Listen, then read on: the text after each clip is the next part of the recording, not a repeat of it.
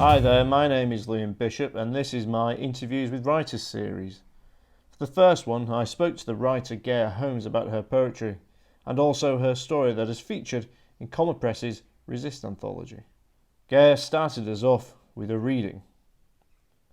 Before that, I must warn you that there are a couple of instances of strong language in the excerpt. 158. Self-exposure to the elements. 173. Non-violent occupation. It's my 12th day here, and the fires aren't as bright as they were when I arrived.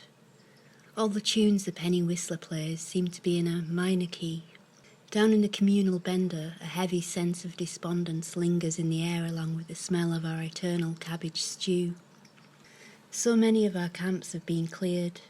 All day the yellow jackets burn the butchered trees in huge pyres whose thick smoke makes us and the security guards cough up blood. No one's saying it, but we all know that we're not going to stop them building the road, and now our job is merely to delay the inevitable. I don't think that's enough of a reason to stay for some people. Every day, 2 or 3 protesters leave, scrape the mud off their boots, and go back to their other lives. For some, this has become their only life, and it's a hard one. It's not all happy prusicking and birdsong. It's damp and cold. Constant shivering, bluing fingers, running noses. It's waking up to a frozen water bottle and frosted blankets. It's thin soup and pot noodles and flapjack and not enough proper food. It's wet socks and trench foot, pneumonia, scabies, lice and impetigo.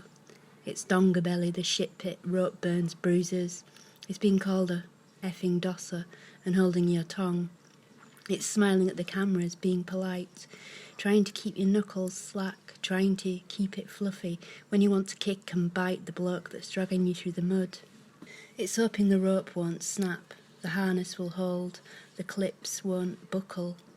It's trusting the police won't trample you under the horses, trusting the bailiffs won't cut the walkway with you on it. So, Gaia, this is a fantastic publication. You share the pages with some brilliant writers such as Ellie Williams, Camilla Shamsi, Luann Goldie, and much like Protest, also published by Comma. This anthology also focuses on significant protests and uprisings in British history. So before we talk in detail about your story, why did you choose to write about the Newbury bypass protests of 1996? I thought that was the one I could engage with most. I actually wanted to write about Greenham Common, but it had been done already. My mum was at Greenham Common, and there is a connection between Greenham Common and Newbury bypass, because when the road was finally made, a lot of the aggregate they used was from the runway from Greenham Common. So bits of Greenham Common went into Newbury bypass. And just trees. I mean, it sounds a bit wishy-washy, but I've done lots of protests in sort of to protect land, and there's been, you might have even heard of it, in Halifax. There was a place called Milner Lloyd, and it was a nature reserve. It's on a floodplain, but they wanted to build new houses on it and new roads. My family had an allotment there, so I was campaigning there, and a few other protests up at Pressmen Woods in Scotland. And I also knew quite a lot of people that had been to Newbury, and I just thought, I've been brought up in a very political manner. My parents are highly political, but I'm sort of, my mum's always saying, why don't you write something political? I found that this was the one I could connect to most on a personal level. And also, I used to live I keep pointing, but it's no good, is it? I used to live about 10 minutes away from here on a terraced street, and it was really no plants or anything. Loads of people were exchanging drugs at the corner shop, and there were no trees there. And then I moved here, which is, I've mentioned, it's like a crumbling mansion. I feel like a fluke because I'm in this pocket of green, and I'm above the tree line. So when I look out, I'm level with the trees, and I hear the birds, and I see these trees, and it's just beautiful. So trees have been on my mind since I've moved here. So your mother was part of the Greenham Common protest. Yeah. We'll talk about, there's a significance with that in the story, isn't there? Yeah. when this anthology was being put together, how did you become involved with it, and what did resist provoking you? Did you immediately go to the Newbury bypass protests? No, we had I'm usually a poet. This is the first short fiction project that I've embarked on seriously. And my publisher, I think maybe some of the poems in Where the Road Runs Out, there's one about the Chilean miners trapped down the mine. I think my publisher thought, right, okay, this is got quite a strong narrative, and it was about something political in a way. And so he asked me if I'd be interested in writing a story for this, and we all got, there's a list you could choose from. I looked through and I toyed with a few ideas, but Newbury bypass, as I say, I've got connections to that, so that's why I chose it. So it's a list of the protests. Yes, because these protests span, as we said, they span right across history. And there's a distance, isn't there? Because you live up here in Halifax, and you've talked about the trees. And it's maybe worth sort of recounting some of the statistics about the Newbury bypass protests. So I understand it was called the Third Battle of Newbury. The Third Battle of Newbury, due to its connections with the Civil War. The Civil War. And I know Newbury. So it's quite it's a market town, as a horse racing venue there, and it's quite interesting how we'd associate with quite a wealthy kind of area in Berkshire. But that connection you talked about with the trees, 10,000 trees were planned to be cut down to aid the bottleneck on the A34 that bypasses Newbury in Berkshire. The sheer sort of scale of it, were these figures a sort of the shocking thing at the time, or was it more to do with the kind of connection to the area and the protest? It was 9 miles, which is a massive amount of it's a long distance. Just the thought of looking, I suppose again, it sounds like I'm really self-centered, but looking out my window, if 9 miles of that disappeared, I would really feel it. And it was unnecessary, really. I think they say that it's made about 20 seconds difference, the bypass, as is.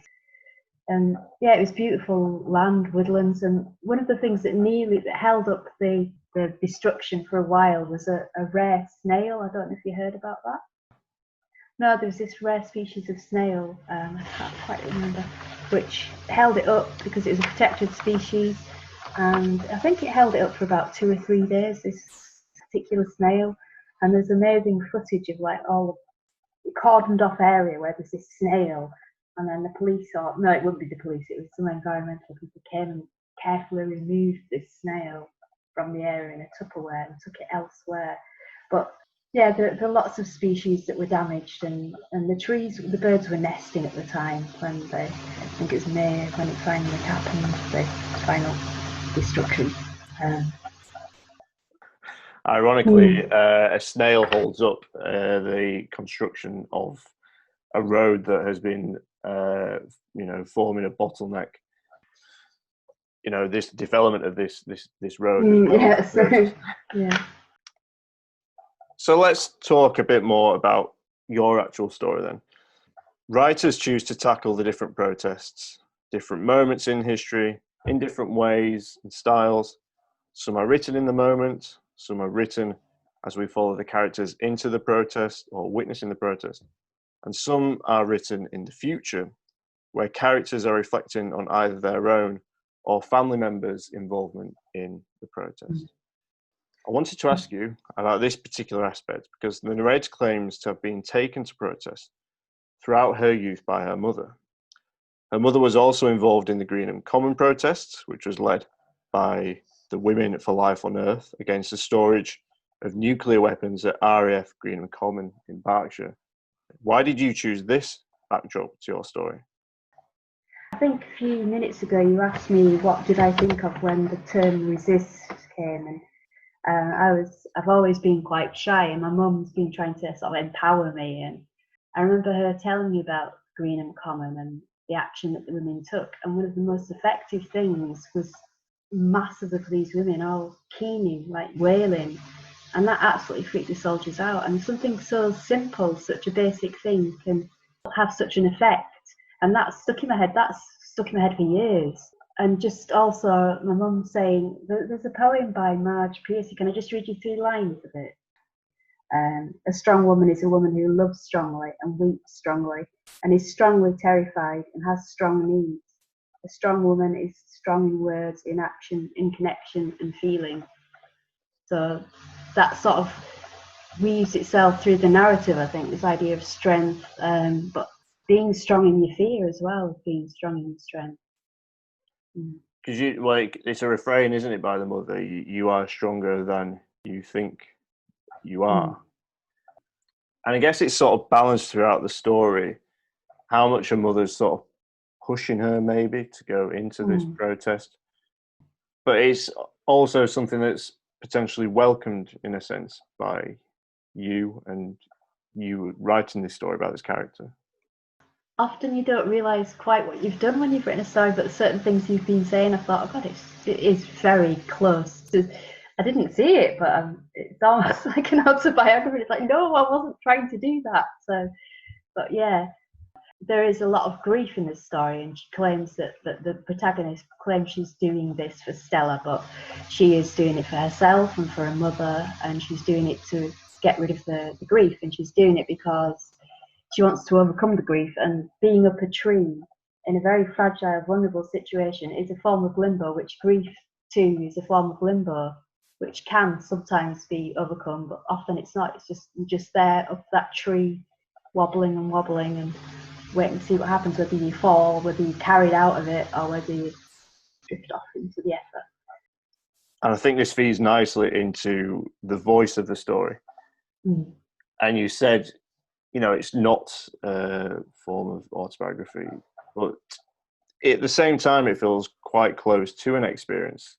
And I was wondering as I read this, is it the experience of being involved in this particular protest? Or is it being involved with some of the emotions that the narrator experiences? And what makes it so distinctive, story, 198 Methods of NVDA, is the story's voice. And it's written in a first person.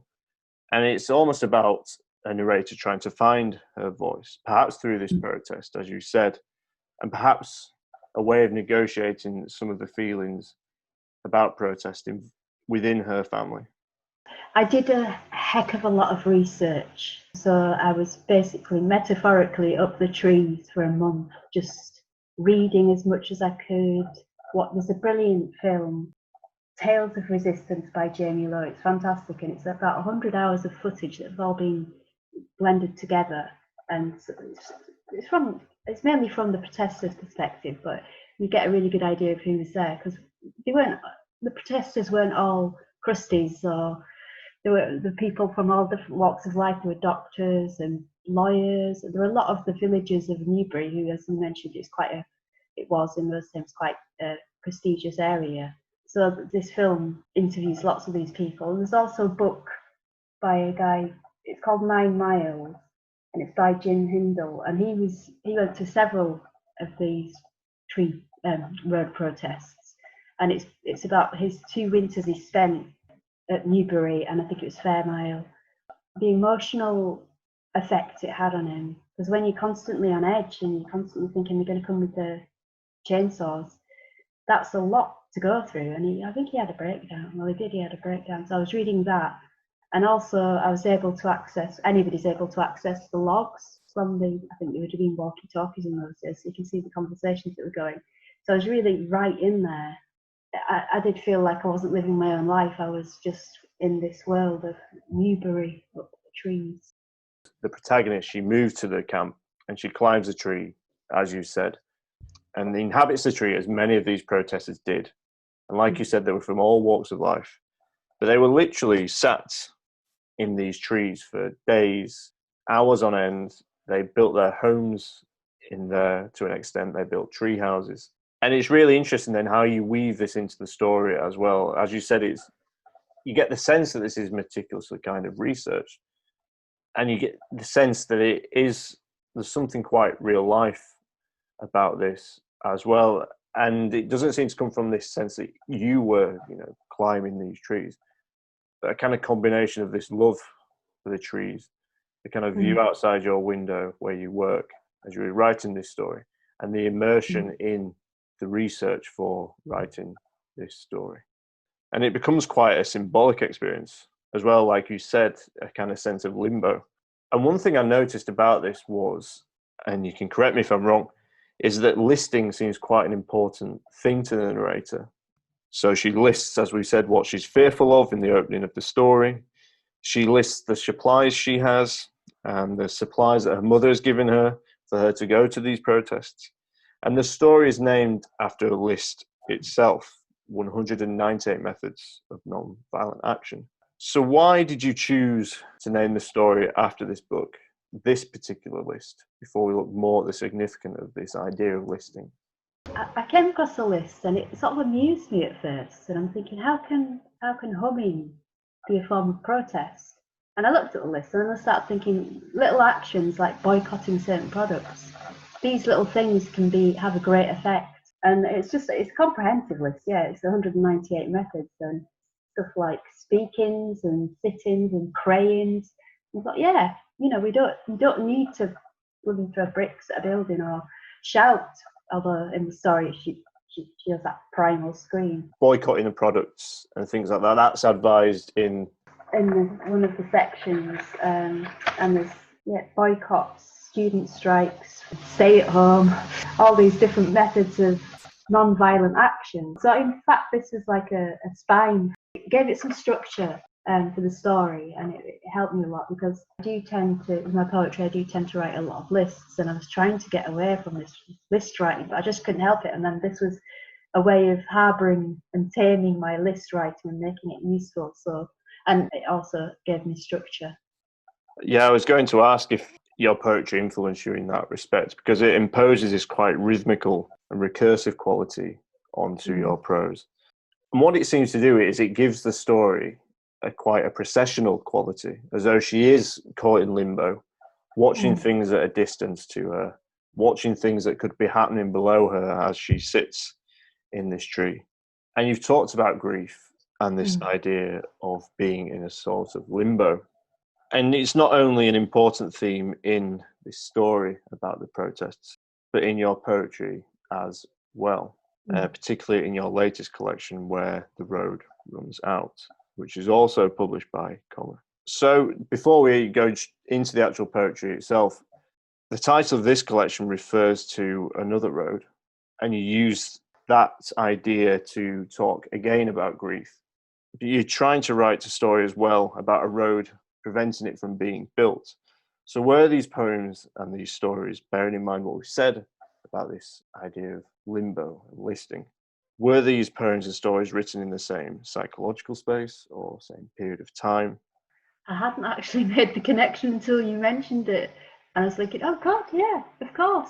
In a similar time, I suppose, but I thought I'd got over the road running out, and then I'm back with the roads again, trying to stop this road being built. So I don't know what psychologists say about that, but I am aware of being in the similar realm when I was working on the story. So does it come back to the trees then, and this idea of family perhaps? Does the story or the...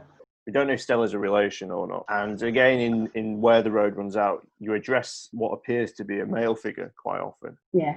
And I just wonder if this idea of grief relates to quite a global concern in the world. Because what you manage to do is you make it quite, again, a global concern about the trees and the environment, then also quite personal to this narrator of this story as well.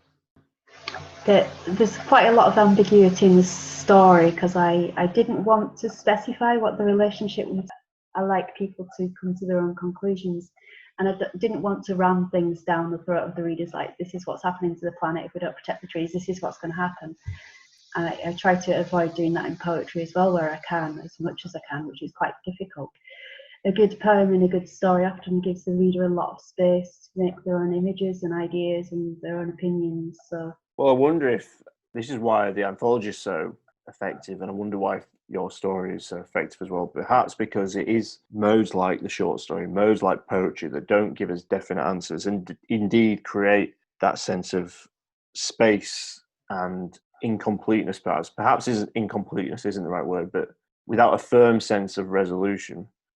And I wonder if that is what makes, or partly makes, this such a powerful story, and indeed a powerful collection as well. Because I think, and I wonder if there's a sense with your story and your poetry that, and perhaps that ties in with grief, that its effects are felt over a long period of time.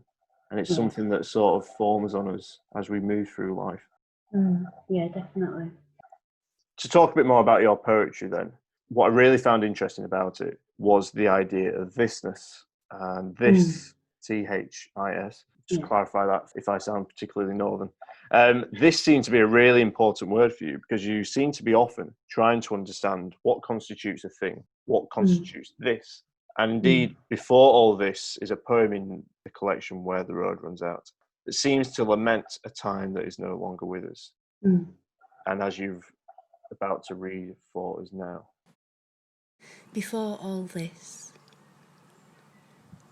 there were phone calls, there were letters, there were postcards, there were badly printed posters in corner shop windows, there were crowded notice boards, there was proper conversation. There were names and numbers written in tipsy scrawl on the peeled off backs of beer mats, there was ink, there was paper, there were crossings out. Before all this, we clung to the folklore of magpies and sunsets. We read the weather in seaweed and common sense. We all carried umbrellas. We did not know how to edit our lives, walked out roaring to the world every morning. We placed our faith in road maps, and sometimes we got lost. Sometimes we found beauty in the detour. Sometimes we were late. Before all this, no one was really bothered about what Jodie or Sandra or David had for breakfast. No one took photos of their dinners. No one took photos of their bruises. No one took photos of the pulpy gore the cat dragged in, the rising damp, the mouldy fruit, the dead wasp on the windowsill, the traffic jam, the stains on a Travelodge bedsheet. Before all this, our smiles were never sepia or Polaroid. We had scars and gaps and cracks, and we were more honest. We knew how to read the language of the body. We knew about patience, the beauty of waiting. Before all this, we had manners. We looked, we listened, we never stroked our phones. Before all this, if you wanted to see a blood moon, a harvest moon, a shooting star, we'd step outside, we'd live in it. Before all this, snow and autumn leaves came without a hashtag. We did not need an app for relaxation or meditation. We did not need an app for empathy or humanity. They were things we knew how to do with instruction, and we did them well. We did good things for the goodness of doing them, and not for the ticks, the gain, the glowing kudos. Before all this, validation was more than a click. Liking came from our lips, love came with flesh. Some parts of us were secret, some parts of us were never shared, some parts of us were never spoken. The lament seems to come from a sense that we cannot hold on to things, even when we might want to, and even when we think we might need to.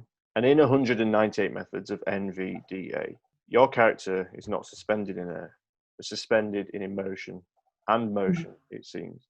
And I don't know if it's related then to this idea of grief and this sense of the trees holding on to things that we feel like we need to. Did those themes combine for you writing the story?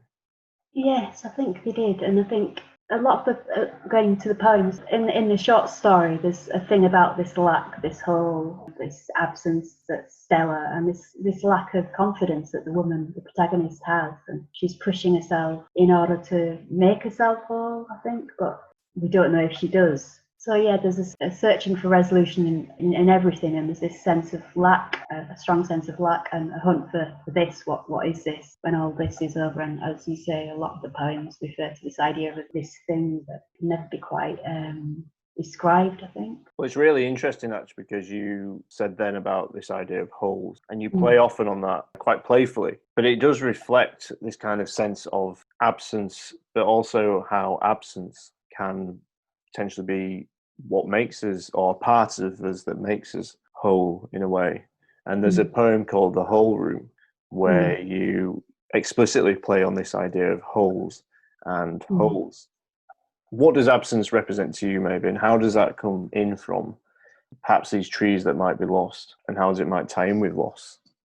I think with the trees thing, for the protagonist, again, it's trying to resolve this lack, and a general, explicitly a lack. Trees cut down as a distinct lack. There's a gap, there's a hole that we have to edge around, a hole in the psyche, I suppose. When you say a hole in the psyche, then, is that like an absence, a vacancy, or I don't know, something else? I'm thinking about mass empathy. No, it's not mass empathy, mass consciousness. In fact, probably all of us are affected by mass consciousness in some way. We feel something, we don't know what it is. It's bound to affect you. If you go into a room and there's a strange atmosphere just in a room, most of us will pick up on this atmosphere. Things are happening all over the world. It's like a shockwave, and you can feel the pain and the horror.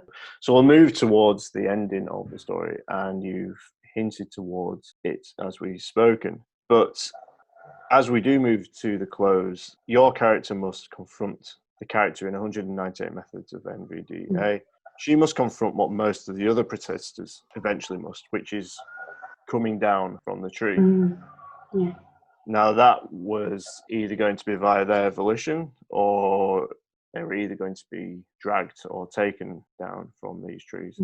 These could have been rather dangerous and fretful moments for the protesters, and you devote some space to talking about that in the story. But you refrain from making a sweeping political statement, as you said, and the intention isn't to kind of ram down this political message. So when you were doing your research about this, how did this sit with you, this particular moment, before you wove it into the story? I watched a lot of films I watched that film, the one that I mentioned, and lots of films on YouTube, and it was really upsetting and frightening, and suddenly the tree was more than a tree for these protesters. They'd spent so much time at a particular tree that it had become part of them, and to protect something so ferociously for weeks and weeks. It was very emotional, and the point in the story where we end, just before then, this mass outburst of emotion which manifests itself in this scream, which is like one of the mass keening from Greenham Common where all the women screaming, that comes out, and it's just like she can't really express anything. This is how she has to express herself at this scream, and that's all she can do. The fear of being brought down but wanting to be brought down at the same time, I think, wanting to be grounded. Because you talk about composure, and all the way through she has this sense of composure. She speaks politely to the climber who comes up to try and take her down. And I understand this was quite an actual approach that the protesters took when they were confronted by the authorities. So to come to that final scene, I don't know how much you want to talk about this, but it's a really powerful and hypnotic ending. And it really strikes a contrast between this person who has been in this tree, potentially grieving, involved in this protest, who must come down, and that idea of being grounded. Why was this ending, and I don't want to kind of say the ending in case you don't want to give too much away, but why was the ending so important that it ended like that? I wanted to just, she's still up there. She's still up in the tree, somewhere in the back of my mind. I just wanted to leave it like that. I don't know if it was triumphant. Well, it was triumphant. It was a triumphant note, but I wanted to leave it with a piece of human power that was just the power of the voice and the power of screaming, and a very simple ending. Well, it's beyond words, isn't it? She has moved beyond expressing and articulating perhaps what this experience has meant, and she's encouraged to do this scream by her mother in the car. There was another thing that my mum had. This is tying in with, I think the mother in the story was obviously very similar to my own mother, but there was I've thought about this phrase quite a lot. Silence is the door to consent, but silence can be powerful. So it's kind of, I don't know whether I agree, but at the time I thought, so making a noise has this power. This is the thing, isn't it? There's about the idea of protest. It's about the body as well. It's about being there, and it's an incredibly contemporary issue as we speak at this moment with everything that's happening in America. But it's about your body as much as it's about your voice and what you say. And this is the thing, again, about how you write the story. You create this sense of being in the body, but also being out of the body. It feels like we're watching events happen to her. But it's her language, and it's her very much internal language. So there's always this kind of irony and this juxtaposition. And when she does scream, she's reporting on her own scream. There was actually a commune. It was a really, I don't know if you've heard of it, but there was this group that were called the Screamers, and they were all, it didn't quite work out, but they had this commune somewhere in the country, and there's again a documentary about it, and they just screamed. It was primal screaming, primal scream. So, I mean, this screaming is an act of letting go, and you can let go so far that you can't get back. I think with the case of the cult of screamers, some of them never got quite back to this world. There is a therapeutic idea in this idea of screaming, because it is important for the Greenham Common protests, I don't know if they screamed so much, but they did this kind of keening. Yeah. It's an Irish word, and it's sort of the banshees would keen when somebody died. It's like it's a wailing, a mourning, again, keening. So and the women at Greenham were trying to make these sounds of this keening noise, and it would have hurt your ears. It would have got right to your heart if you'd have heard all these women doing this strange keening. I understand, reading about these the Greenham Common protest, is that they were women and they were keening, confronted by the authorities, which I imagine was majoritively men in uniforms and with the recourse to use physicality. But reports that it really did unnerve these men, this act of keening. And there's something in that, and like you said, we talk about the sense of silence that she has, but she sort of finds this power and this strength through this act of screaming. You talk about holes, and she sort of confronts, this sort of absence and this scream. And I don't know if it kind of goes back to staring into a kind of abyss maybe, or staring into something that you can't quite confront, and it becomes quite traumatic. Yeah. And it is quite a mournful thing as well, as you said. Yeah, I think she's trying to move away from the whole of the absence of this stellar character. I think maybe she certainly she affects we don't know, I can't say, because the story ends there, doesn't it? But again, in my head, she makes a difference. The climbers were, I think it was about 3 different kinds of people. There were the security guards, and then there were the actual people that were chopping down trees. Then there were security guards. So they'd send up the security guards first, and they were generally okay. But then they hired some climbers from Sheffield, and they really didn't give a damn. Break bones, and not lots of bones, but they got paid a great amount of money. And in fact, the Sheffield Climbing Association excluded them from the Sheffield Climbing Association because they didn't agree with what they were doing. And some of the climbers would switch sides, so they'd be up there trying to evict these people from trees, trying to forcibly remove them, and then they'd maybe talk to some of the protesters, again a form of non-violent direct action, and they'd change sides. And it was good having the climbers on their side, because they knew all about the climbing techniques, and but the climbers were. There's quite a famous image from the protest of a tree, and there's a woman sat at the top of the tree, but all the branches below have been stripped away and cut away. Apparently the Sheriff of Berkshire, his justification for doing this was they removed the branches below the protesters so that if they did fall, it would be a clean fall, which is just...